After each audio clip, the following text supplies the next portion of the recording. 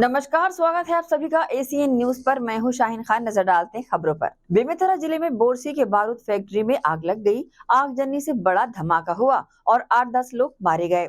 वहीं करीब 10-12 लोग घायल भी बताए गए हैं। घटना बेरला ब्लॉक के ग्राम पिरदा की है। पिरदा स्थित बारूद फैक्ट्री में शनिवार की सुबह ब्लास्ट हो गया। इस धमाके से फैक्ट्री के अंदर 20 फीट गहरा गड्ढा हो गया।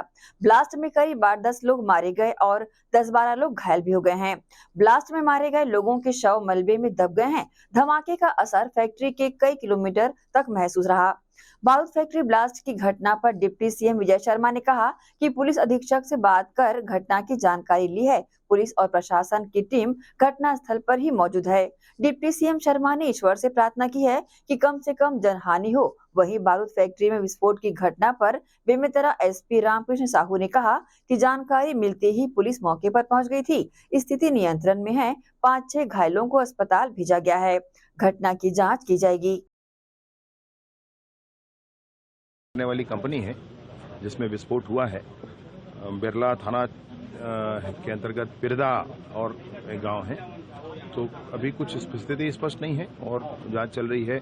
एसपी वहां पर मौके पर खड़े हैं और बात भी हुई है उनसे। अभी और स्थिति स्पष्ट होगी धीरे से। अब एक बार थोड़ा विषय और स्पष्ट हो जाए, ईश्वर दया करें, जितना कम से कम हो वही ठीक है। अभी जांच हो रही है, प्रशासन के सारे लोग वहां उपस्थित हैं और जांच पता चल जाने पर फिर और आपको सूचना करते हैं। इसमें जैसी जानकारी मिली 9 बजे के आसपास हमको जानकारी मिली थी कि यहाँ पे ऐसी घटना की सूचना प्रबंधन की ओर से दी गई पुलिस को। पुलिस तत्काल मौके पे आकर पहुंची है और तब तक ग्रामीणों की भीड़ भी आ गई थी और पुलिस ने जो है भीड़ को समझा बुझा करके जो भेजने का प्रयास किया और भेजा गया। स्थिति कंट्रोल में है और आगे एक्सपर्ट की टीम एसडीआरएफ वगैरह जो है और इनके एक्सपर्ट की टीम को बुलाई गई है। अभी तक जो है 5-6 लोगों की अमून बताई गई है कि वो उनको हॉस्पिटल भेजा गया करके, बाकी डिटेल ली जा रही है।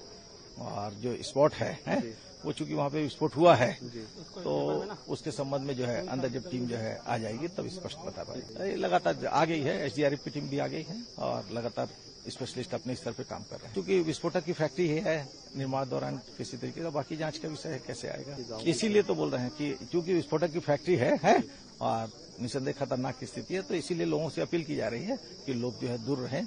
जिससे जो घटना हादसा हुआ है वो तो बहुत ही जो है गंभीर है, साथ ही और किसी भी तरीके से कोई नुकसान। ऐसी घटनाओं के बाद आक्रोश स्वाभाविक है, किंतु लोगों से जो है ये अपील की जा रही है कि आगे जो है संयम रखें, साथ ही जो है लोगों को कोऑपरेट करें। बेमेतरा जिले में बेरला ब्लॉक स्थित बारूद फैक्ट्री में शनिवार की सुबह हुए विस्फोट को लेकर छत्तीसगढ़ के उप मुख्यमंत्री अरुण साव ने कहा कि बेमेतरा जिले के बोरसी में बारूद फैक्ट्री में हुई घटना अत्यंत हृदय विदारक है। मैं लगातार प्रशासन के संपर्क में हूं। आसपास के जिलों में टीमें बुलाई गई है। राहत कार्य लगातार जारी है। जिला के बोरसी में बारूद फैक्ट्री में एक बड़ी विस्फोट की जानकारी लगी है। मैं प्रशासन के लोगों से लगातार संपर्क में हूं।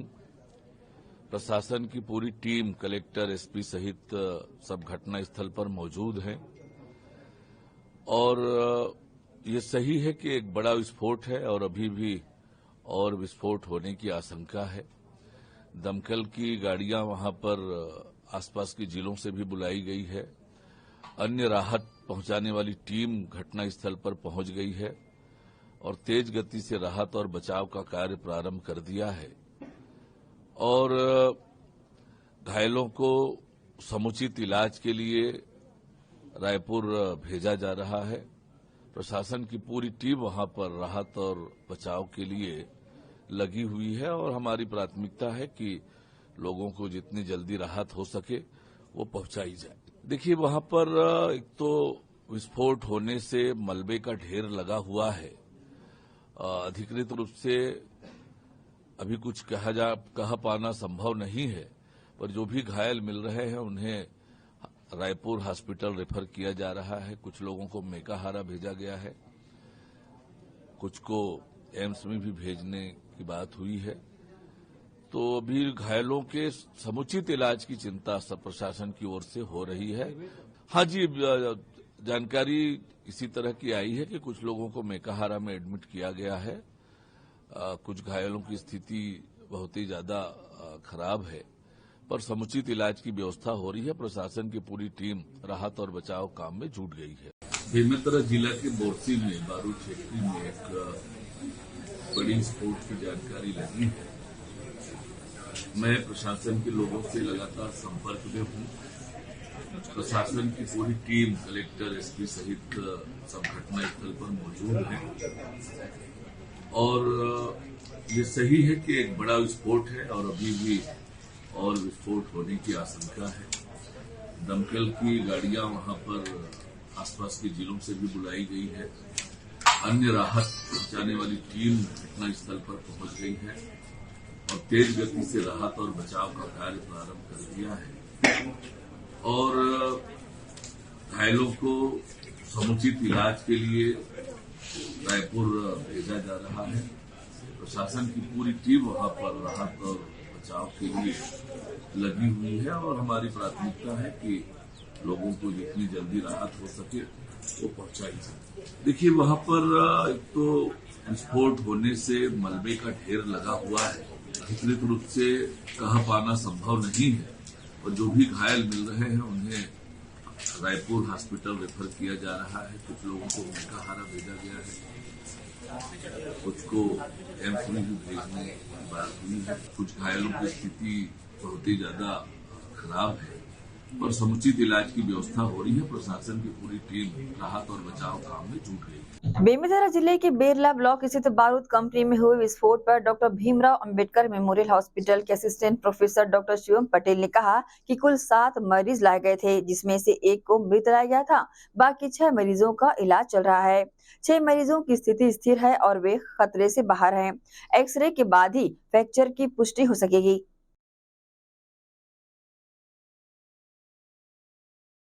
टोटल 7 मरीज लाए गए हैं वहां से। उसमें से 1 तो ब्रॉड डेड था, जिसको लाने पर ही उसका मतलब श्वास नहीं चल रही थी। अब हम उसको ब्रॉड डेड डिक्लेयर किया गया। बाकी 6 मरीज अभी 6 मरीजों का उपचार चल रहा है। उनको हम लोगों ने इनिशियल रिससिटेशन, वाइटल्स वगैरह लेके, बीपी वगैरह लेके अपन आईवी फ्लूइड्स वगैरह दिए हैं और साथ में अभी एक्सरे और यूएसजी के लिए भी भेजा जा रहा है, जिसमें हम लोगों को और इंजरी, फ्रैक्चर वगैरह पता चल पाएगा। बाकी 6 मरीज की अभी स्थिति ठीक है, ऐसे जान का खतरा नहीं लग रहा है। बाकी रिपोर्ट्स आने के बाद और आगे की स्थिति बता पाएंगे।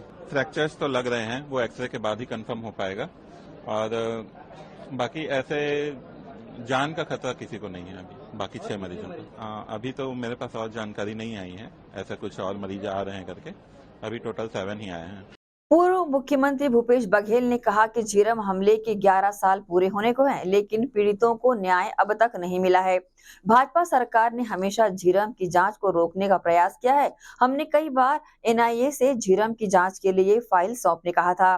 तत्कालीन लोगों की भूमिका थी, इसलिए जांच होने नहीं दी गई। जेब में सबूत रखने के बयान पर भूपेश बघेल ने कहा कि विजय शर्मा सत्ता में बैठे हैं तो इसका मतलब ये नहीं कि किसी के गिरबान में हाथ डालने का अधिकार ही मिल गया हो। उन्होंने कहा कि केंद्र में हमारी सरकार बनने जा रही है, उसके बाद एनआईए सही दिशा में जांच करेगी। 4 जून तक प्रतीक्षा करिए, उसके बाद हमारी सरकार सभी चीजों को स्पष्ट कर देगी। इसलिए नहीं मिला है कि एनआईए ने, हमने बार बार कहा कि आप जांच नहीं कर पा रहे हैं, फाइनल रिपोर्ट आपने सबमिट कर दी, हमें जांच सौंप दें राज्य सरकार को। उन्होंने सौंपा नहीं। और गृह मंत्री से जब यहाँ आए थे, मध्य क्षेत्र की बैठक हुई जिसके उपाध्यक्ष मैं था, उसमें भी मैंने मांग उठाई और अनेक पत्राचार है, राज्य सरकार उसे निकाल के देख ले। मैंने एनआईए को भी पत्र लिखा था, होम मिनिस्ट्री को भी लिखा था, होम सेक्रेटरी लेवल की हुई और आखिर उन्होंने कहा चिट्ठी मत लिखिए, हम लोग आपको दे नहीं पाएंगे। इसका मतलब ही ये है कि उसमें षड्यंत्र हुआ था जिसे आप छुपाने की कोशिश कर रहे हैं और ये मजाक कर रहे हैं कि आपकी जेब में है।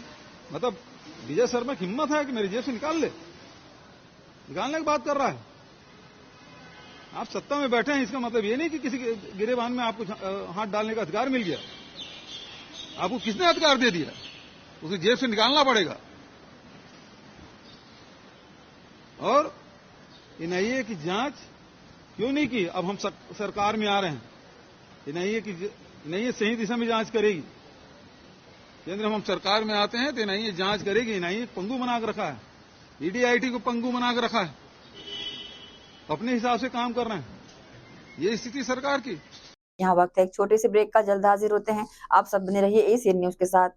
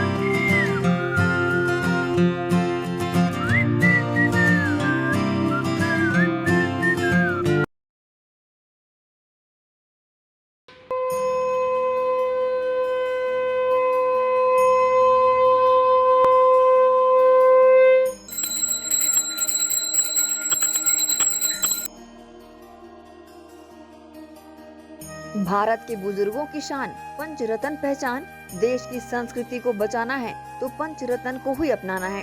जी हाँ, पूजा की सर्वश्रेष्ठ धोतियाँ।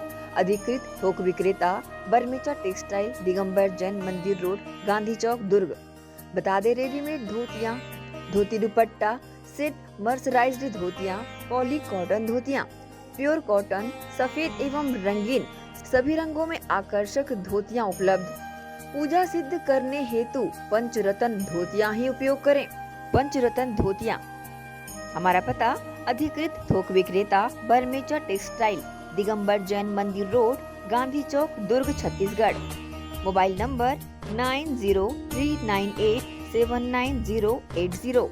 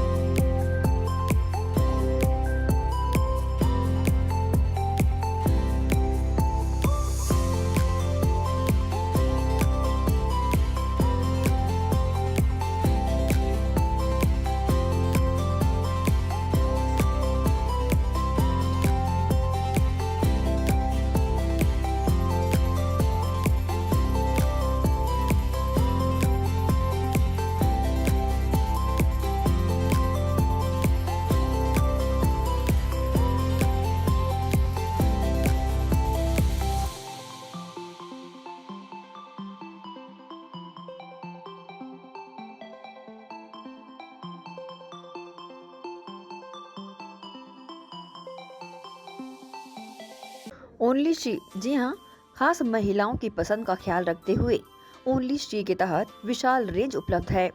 ओनली शी की लेगिस व हॉट पैंट की विशाल श्रृंखला, आकर्षक product, kurti pant, shapewear, string pant, cotton pant, palazzo, capri pant, women shirts, hot pant, camisole, cycling shirts, round neck T shirt, V neck T shirt, jogger pant, track pant, printed T shirt, comfy pyjama, churidar leggings, ankle length leggings, kids लेगिस।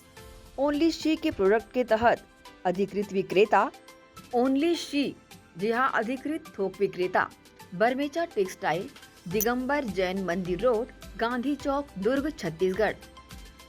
Mobile number 9039879080।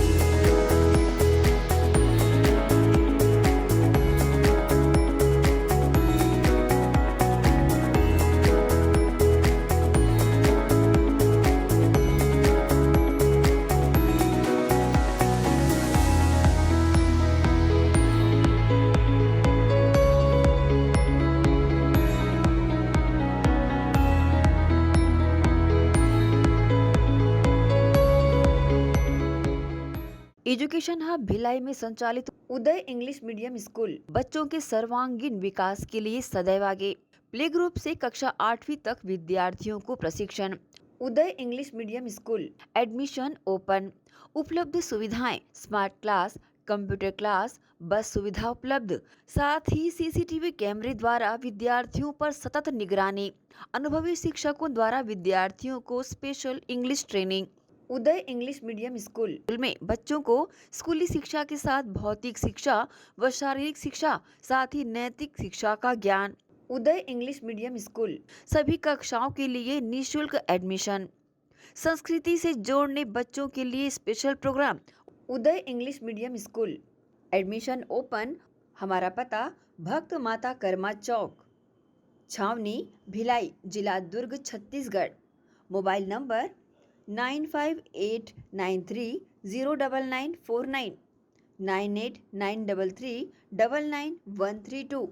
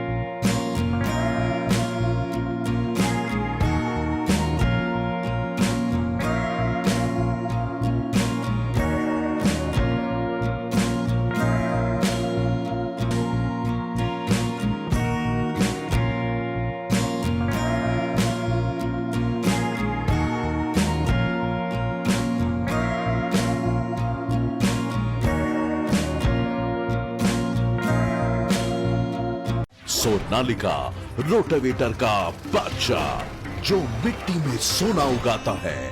हम उनके सपनों को हकीकत बनाते हैं। खेती के उपकरणों में दुनिया का number 1 heavy duty range Sonalika agro solutions पेश करते हैं सोनालिका शानदार रोटावेटर ऑफर। त्योहार के अवसर पर लाखों के उपहार।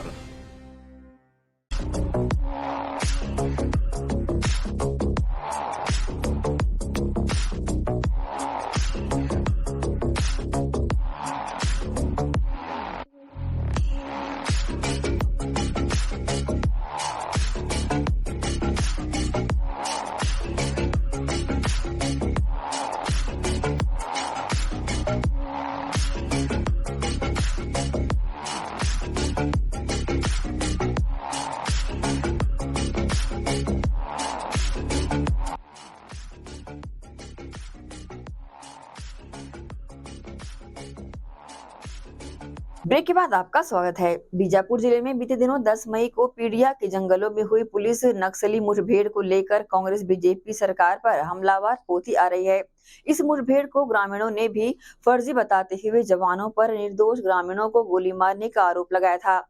शनिवार को पीसीसी चीफ दीपक बैज ने प्रेस कॉन्फ्रेंस करते हुए इस मुठभेड़ पर सवाल उठाए और न्यायिक जांच की मांग की। श्री बैज ने कहा कि हमारी 8 सदस्यीय टीम घटनास्थल पर गई थी, जहां हमारी टीम को ग्रामीणों से मिलने पर रोका गया और पूरी कोशिश की गई कि सच सामने न आ सके।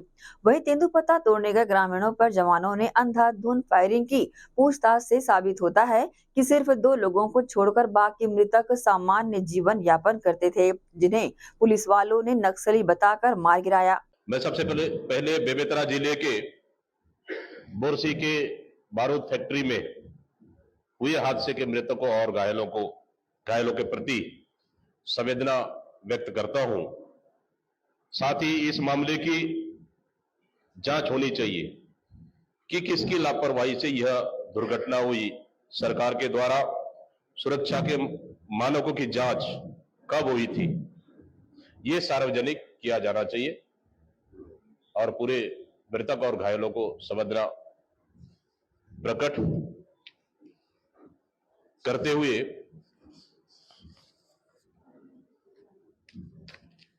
जो पिछले 10 तारीख को पीडिया में मुठभेड़ हुई, जहां पे सरकार ने 12 नक्सलियों को मारने का दावा किया था, लेकिन जस्ट उसके बाद वहां के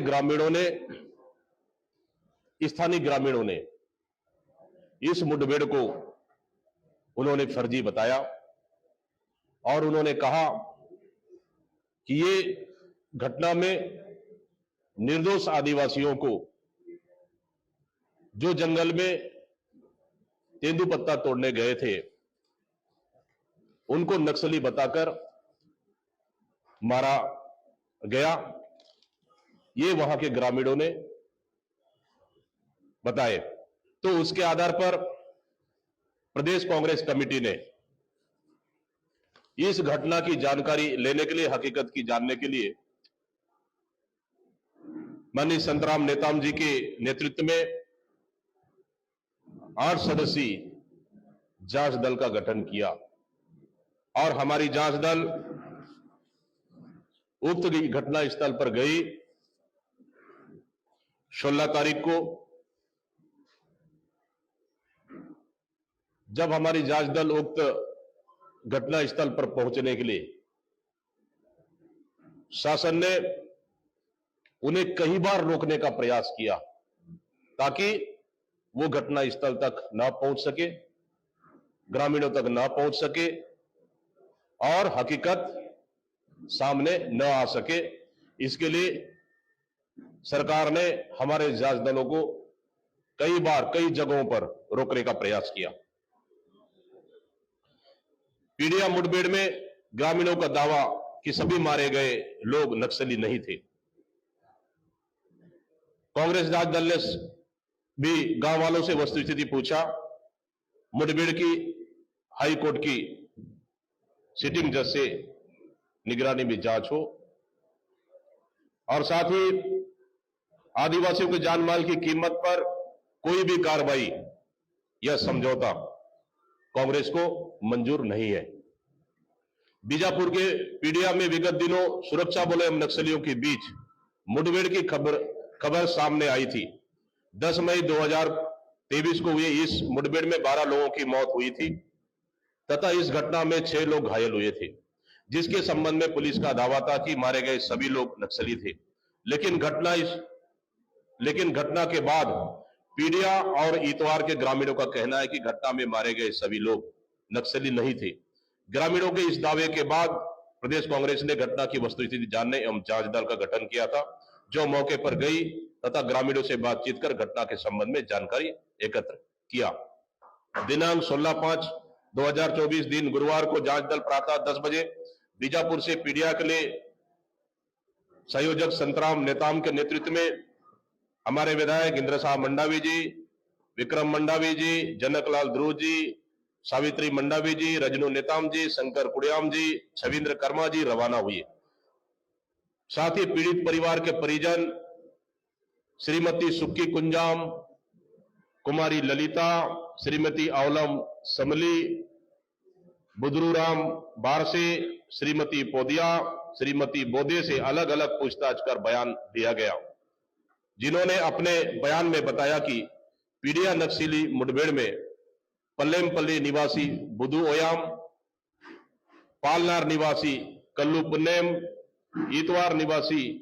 ईतावार निवासी लखी कुंजाम, उंडा छोटू, उर्सा छोटू, सुक्कू ताती, चैतू कुंजाम, सुनीता कुंजाम, के जोगा बारसी, पीड़िया निवासी सन्नू अवलम, भीमा ओयाम, दुल्ला तामो को पुलिस ने नक्सली बताकर मार दिए। ईतावार निवासी कुमारी कुंजाम गुल्ली, कुमारी लेखा देवी कुंजाम बुदरू एवं पीड़िया निवासी ओयाम नंदू को घायल होना बताया। उन्होंने ये भी बताया गया कि मृतक मल्लेपल्ली निवासी बुदू ओयाम एवं पालनार निवासी कल्लू पुन्नेम नक्सली गतिविधियों में संगम सदस्य के रूप में कार्य करते थे। बाकी शेष मृतक व घायल किसी भी प्रकार के नक्सली गतिविधियों में शामिल नहीं थे। पुलिस निर्दोष आदिवासियों को नक्सली बताकर इनाम एवं प्रमोशन लेने के लिए घटना को अंजाम दिए हैं। घटना का न्यायिक जांच होना चाहिए। कलकत्ता हाई कोर्ट के ओबीसी वाले फैसले पर पश्चिम बंगाल की मुख्यमंत्री ममता बनर्जी ने आपत्ति जताते हुए फैसला न मानने की बात कही है। साथ ही फैसले के विरोध में सुप्रीम कोर्ट जाने की चेतावनी भी दे डाली। इसका छत्तीसगढ़ के बीजेपी ओबीसी मोर्चा ने विरोध किया है। शुक्रवार की शाम सुपेला चौक में जिला भाजपा पिछड़ा वर्ग मोर्चा के कार्यकर्ताओं ने जिला भाजपा अध्यक्ष महेश वर्मा के नेतृत्व में ममता बनर्जी के खिलाफ नारे लगाते हुए उनका पुतला फूका और उन पर संवैधानिक कार्रवाई की मांग की। बीजेपी भिलाई जिला अध्यक्ष महेश वर्मा ने कहा कि पश्चिम बंगाल में ओबीसी आरक्षण के साथ ममता बनर्जी ने छेड़छाड़ की है। वहीं वोट बैंक के लिए मुस्लिमों को ओबीसी सर्टिफिकेट बांट दिए गए, ये संविधान के खिलाफ है। कलकत्ता हाईकोर्ट ने साल 2010 के बाद जारी सभी ओबीसी सर्टिफिकेट रद्द करने के आदेश दिए हैं। ममता बनर्जी ने हठधर्मिता दिखाते हुए मुस्लिमों को ओबीसी में जोड़ दिया। बीजेपी का ओबीसी मोर्चा इसकी निंदा करता है। देखो, इस देश में जिस प्रकार से कानून को और कोर्ट को नहीं मानने की बात करने वाली ममता बनर्जी के विरुद्ध आज भारतीय जनता पार्टी जिस प्रकार से पुतला दहन ओबीसी मोर्चा के नेतृत्व में हम सब ने किया, ये दर्शाता है कि कांग्रेस और टीएमसी इस देश में फूट डालने के काम कर रही है। तुष्टीकरण की नीति के तहत कांग्रेस के लोग ओबीसी मोर्चा ओबीसी का आरक्षण छीनने की बात करने वाले कांग्रेस और टीएमसी इस देश में तोड़ फोड़ की राजनीति, हिंदू मुस्लिम की जातिवाद की राजनीति करने की बात करने वाले कांग्रेस के लोग, इसके तहत हम आज पुतला दहन किए हैं। बहुचर्चित 200 करोड़ रुपए से ज्यादा के कोयला घोटाले मामले में जांच अब तेज हो गई है। एसीबी ईओडब्ल्यू ने करोड़ों के कोयला घोटाले मामले में जांच शुरू कर दी है। ये गति निलंबित आईएएस रानू साहू और पूर्व मुख्यमंत्री भूपेश बघेल की सह सचिव रही अफसर सौम्या चौरसिया को ईओडब्ल्यू की रिमांड के बाद आई है। दोनों की मिलीभगत से बड़े पैमाने पर घोटाला किया गया था। शुक्रवार को न्यायालय में दोनों को पेश करके ईओडब्ल्यू ने रिमांड में ले लिया है। इधर ईओडब्ल्यू ने निलंबित आईएएस अधिकारी रानू साहू के भाई पीयूष साहू को पांडुका से हिरासत में लिया है। उस दौरान ईओडब्ल्यू के अफसरों को देख पीयूष भागने की तैयारी में था। भूपेश बघेल की सह सचिव रही सौम्या चौरसिया के भाई अनुराग को भी हिरासत में लिए जाने की जानकारियां सामने आ रही है। इनकी गिरफ्तारी पर जांच एजेंसी के वरिष्ठ अधिवक्ता ने मामले की जानकारी इस प्रकार से दी है। कोल लेवी स्कैम से रिलेटेड एक एफआईआर दर्ज की गई थी 03/2024 एसीबी ईओडब्ल्यू के द्वारा, और ये जो एफआईआर दर्ज की गई थी उसमें कई सारी इंफॉर्मेशन इंडिपेंडेंट सोर्सेज से मिली थी कि छत्तीसगढ़ में कोयला स्कैम जो है वो काफ़ी मात्रा में हुआ है, और साथ ही साथ ये भी इंफॉर्मेशन शेयरिंग की गई थी इन्फोर्समेंट डायरेक्टरेट के द्वारा सेक्शन 66 सब सेक्शन 2 PMLA की धारा के अंतर्गत लिखे गए अपने इंफॉर्मेशन शेयरिंग लेटर में उससे भी कुछ इंफॉर्मेशन मिली थी, तो कुछ इन्वेस्टिगेशन किया गया इस बात की सत्यता की पुष्टि के लिए, और ये प्रारंभिक जांच में पाया कि छत्तीसगढ़ में व्यापक पैमाने पर जो है कोल लेवी स्कैम चला, जिसके सूत्रधार सूर्यकांत तिवारी, सौम्या चौरसिया और अन्य माइनिंग ऑफिशियल शिवशंकर नायक और ऐसे कई अन्य लोग थे। रानू साहू तत्कालीन समय में कलेक्टर हुआ करती थी कोयला रिच एरियाज का, तो उसमें इन्वेस्टिगेशन किया गया और ये पाया गया कि जो कोयले के ट्रकों पर 25 रुपए प्रति टन के हिसाब से क्या कहते हैं लेवी को लगा करके उगाही की जाती थी, तो उस वजह से 384 का अपराध घटित होना पाया। सौम्या चौरसिया, रानू साहू और माइनिंग के जो ऑफिशियल्स हैं जैसे शिवशंकर नाग, संदीप नायक और समीर बिश्नोई, ये सभी लोग चूँकि अपने पदी हैसियत में रहते हुए इन्होंने उस भ्रष्टाचार को प्रमोट किया, इस वजह से भ्रष्टाचार निरोधक अधिनियम की धाराएं भी इसमें अधिरोपित की गई। साथ ही साथ 420C और 120B भी इसमें लगाया गया, क्योंकि उसके संबंधित प्रमाण प्राप्त हुए थे।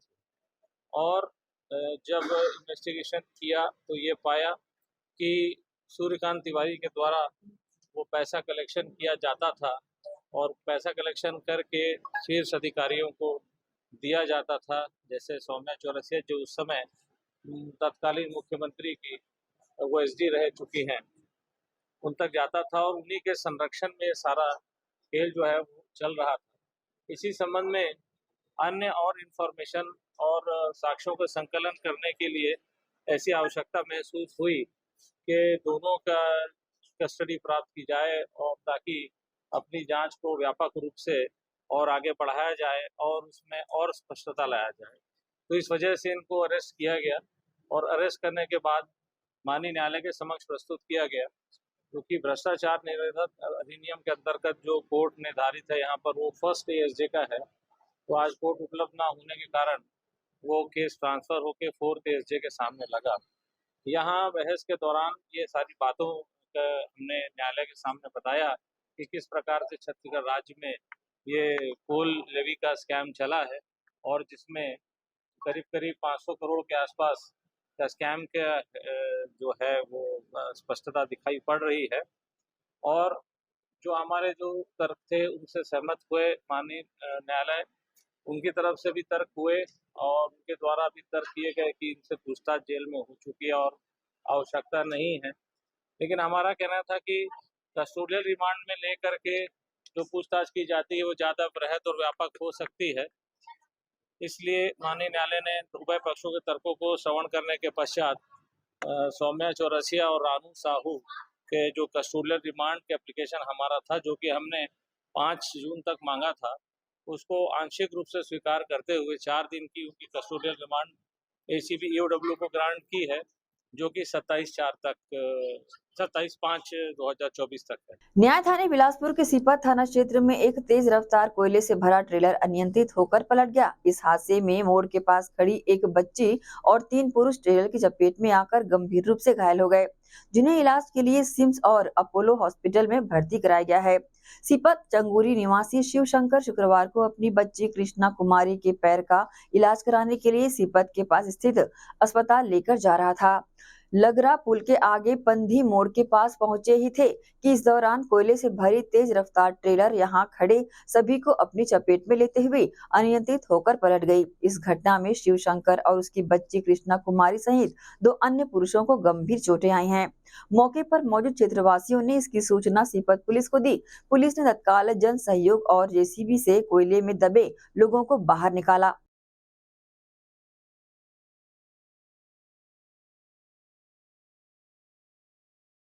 यहाँ रुकेंगे एक और छोटे से ब्रेक के लिए, जल्द हाजिर होते हैं। आप सब बने रहिए ACN न्यूज के साथ। एजुकेशन हब भिलाई में संचालित उदय पब्लिक स्कूल बच्चों के सर्वांगीण विकास के लिए सदैव आगे। प्ले ग्रुप से कक्षा 8वीं तक विद्यार्थियों को प्रशिक्षण। उदय पब्लिक स्कूल एडमिशन ओपन। उपलब्ध सुविधाएं स्मार्ट क्लास, कंप्यूटर क्लास, बस सुविधा उपलब्ध, साथ ही सीसीटीवी कैमरे द्वारा विद्यार्थियों पर सतत निगरानी, अनुभवी शिक्षकों द्वारा विद्यार्थियों को स्पेशल इंग्लिश ट्रेनिंग।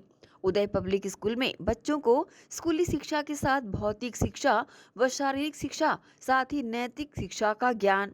उदय पब्लिक स्कूल में सभी कक्षाओं के लिए निःशुल्क एडमिशन, संस्कृति से जोड़ने बच्चों के लिए स्पेशल प्रोग्राम। उदय पब्लिक स्कूल एडमिशन ओपन।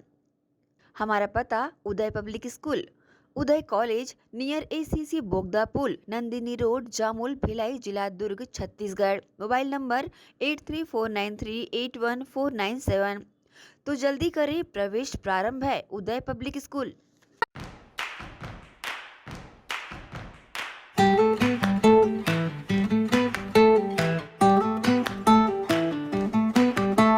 नन्हे नन्हे प्यारी जान, पढ़ेंगे लिखेंगे तभी तो बनेंगे भारत की पहचान। बच्चों से ही है कल का भविष्य, तो आइए उदय पब्लिक स्कूल में जल्द ही एडमिशन कराइए। जी हाँ, एडमिशन शुरू हो चुके हैं। नर्सरी से कक्षा 8वीं तक आपके निकट उदय कॉलेज कैंपस नियर एसीसी बोगदा पुल, नंदिनी रोड, जामुल, भिलाई में स्थित 2019 से गुणवत्ता भर शिक्षा प्रदान करने वाला आपके क्षेत्र में पहली बार, जिसका नाम है उदय पब्लिक स्कूल। जी हाँ, सभी कक्षाओं के लिए निःशुल्क प्रवेश। स्कूल नर्सरी से कक्षा 8वीं तक के लिए इस वर्ष प्ले ग्रुप की भी शुरुआत की जा रही है। सरकार द्वारा 25% छात्रों के लिए मुफ्त शिक्षा प्रदान की जाएगी। प्रवेश के लिए जल्दी करें। बस वैन की सुविधाएं भी उपलब्ध है। पुस्तकालय सुविधाएं है, सीसीटीवी कैमरा, संगीत कक्ष, खेल और सांस्कृतिक गतिविधियां, मल्टीपर्पस हॉल। महत्वपूर्ण दिन और त्योहारों को भी यहाँ मनाया जाता है। कंप्यूटर लैब और स्मार्ट क्लास शिक्षण सुविधाएं भी उपलब्ध की जाती है। अग्नि सुरक्षा के लिए भी सुविधाएं उपलब्ध है। बच्चों के अंग्रेजी बोलने पर भी महत्वपूर्ण ध्यान दिया जाता है। तो फिर देरी किस बात की, जल्दी कीजिए, क्योंकि एडमिशन शुरू हो चुके हैं उदय पब्लिक स्कूल में। आपके निकट उदय कॉलेज कैंपस निकट एसीसी बोगदा पुल, नंदिनी रोड, जामुल, भिलाई में।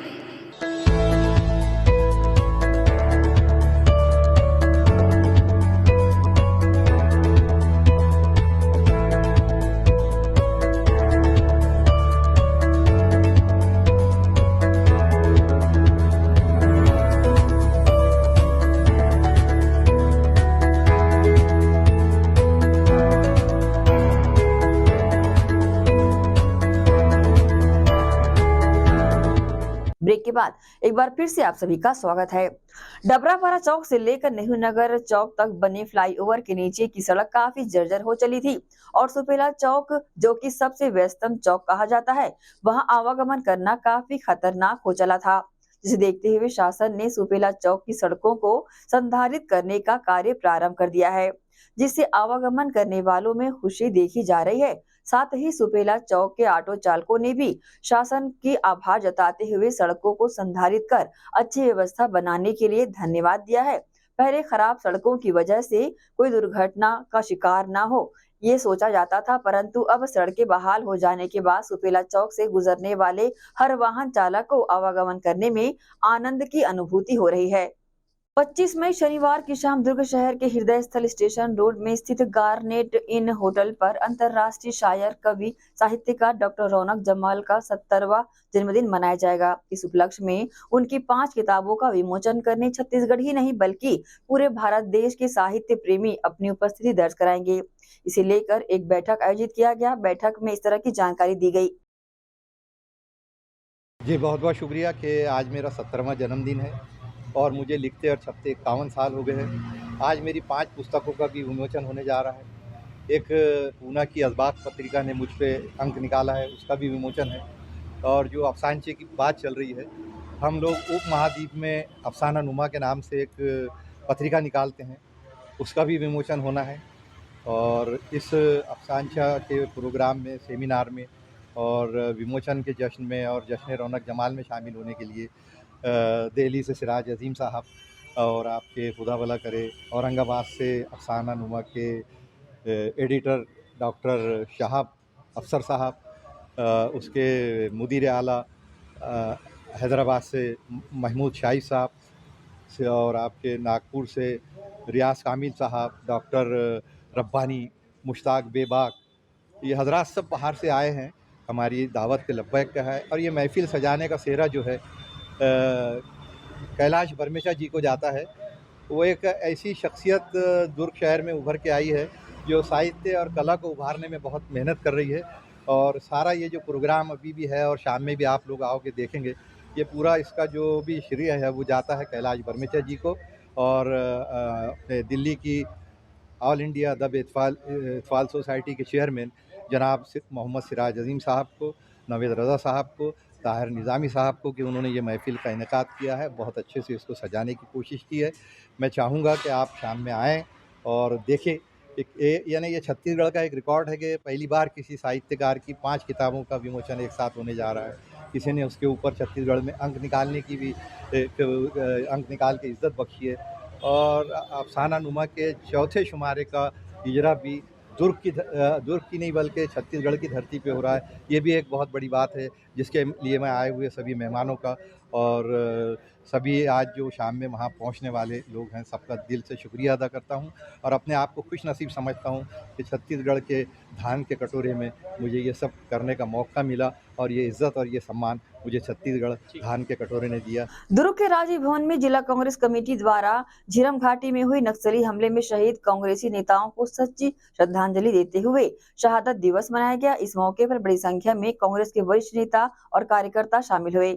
25 मई 2013 को झीरम घाटी के नक्सली हमले में शहीद नेता नंद कुमार पटेल, विद्याचरण शुक्ल, महेंद्र कर्मा, उदय मुदलियार सहित अन्य लोगों के शहीद होने सहित अन्य नेताओं के पुण्यतिथि को शहादत दिवस के रूप में जिला कांग्रेस कमेटी दुर्ग शहर द्वारा मनाया गया। राजीव भवन में कार्यक्रम आयोजित किया गया था जिसमें बड़ी संख्या में उपस्थित कांग्रेसियों ने सभी के प्रति सच्ची श्रद्धांजलि अर्पित की और इस दिन विशेष को शहादत दिवस के रूप में मनाया। झीरम घाटी के नक्सली हमले में शहीद हुए नेताओं के पुण्यतिथि को शहादत दिवस के रूप में मनाते हुए जिला कांग्रेस कमेटी दुर्ग शहर की महिला कांग्रेस के जिला पदाधिकारी, ब्लॉक अध्यक्ष एवं समस्त कार्यकर्ता बड़ी संख्या में शामिल रहे। इस दौरान वरिष्ठ नेताओं ने अपने संबोधन में इस तरह के नक्सली हमले की घोर निंदा की। वरिष्ठ कांग्रेस नेत्री व समाज सेविका रत्ना नारमदेव और महिला कांग्रेस अध्यक्ष ने प्रतिक्रिया दी। झीरम घाटी में जो कांड हुए आज के दिन बहुत बड़े दुख भरी हम कांग्रेस जन के लिए, जो नंद कुमार पटेल बहुत अच्छा कांग्रेस पार्टी के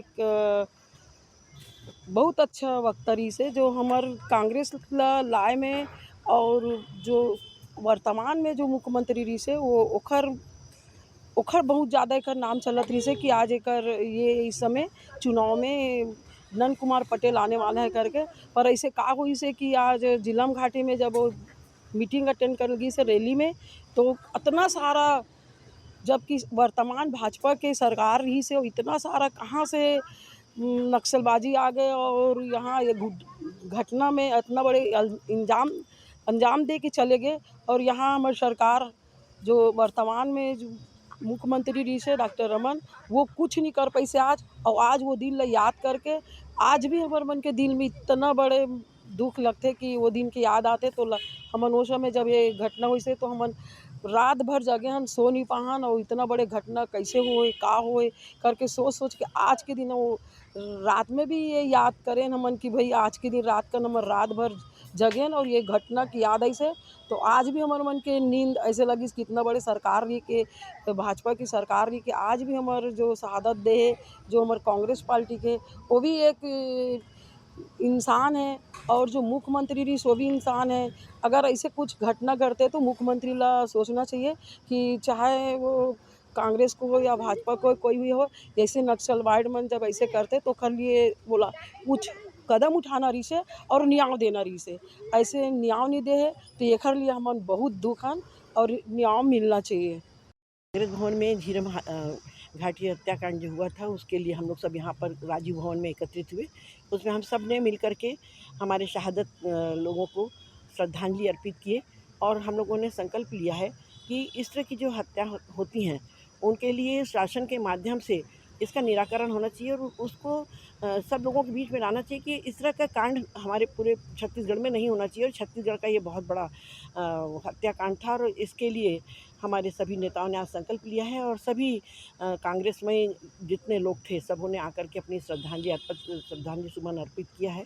और हम ये चाहते हैं कि कांग्रेस भवन में हमारे जितने लोग यहाँ पर हैं, पदाधिकारी हैं, सब जुड़े हुए हैं और उन सब के माध्यम से हम सब लोग एकत्रित होकर के और शहर जिला कांग्रेस कमेटी के माध्यम से ये कार्यक्रम रखा गया था।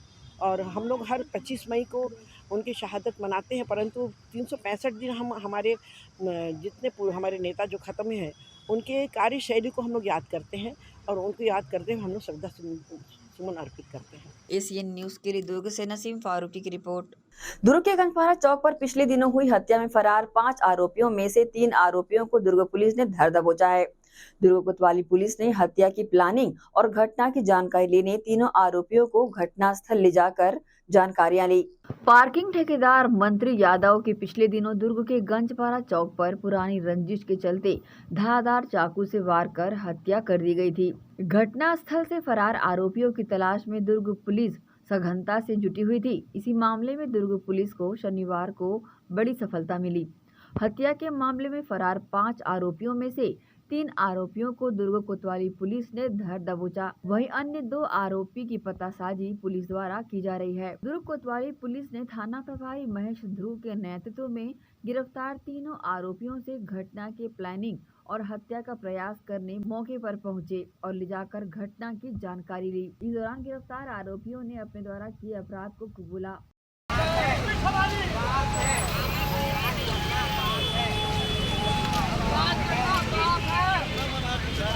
गौरतलब है कि 21 मई की रात को नाका चौक गंजपारा दुर्ग में आरोपी अक्षत दुबे, अमिताभ दुबे उर्फ चंदू, शुभम शर्मा, वंश राजपूत के द्वारा पुरानी रंजिश के वाद विवाद के कारण एक राय एक सलाह होकर योजनाबद्ध तरीके से हत्या को अंजाम दिया और हत्या करने की नीयत से धारदार चाकू से श्री राम यादव उर्फ मंत्री यादव को पचरीपारा कुआं चौक निवासी पर चाकू से वार कर मंत्री यादव के पैर, पेट एवं शरीर के अन्य हिस्सों पर वार किया। गंभीर रूप से घायल मंत्री यादव को हॉस्पिटल ले जाया गया, जहां डॉक्टरों ने उसे मृत घोषित कर दिया। प्रकरण के अन्य फरार आरोपी अमिताभ दुबे उर्फ चंदू एवं संदेही अजय दुबे की पतासाजी के लिए अलग अलग जिलों में ACCU एवं थाना सिटी कोतवाली दुर्ग की टीम रवाना कर दी गई है। ACN न्यूज के लिए दुर्ग से नसीम फारूकी की रिपोर्ट। इसी के साथ ही आप चलेंगे इजाजत। आप सब बने रहिए ACN न्यूज के साथ। नमस्कार।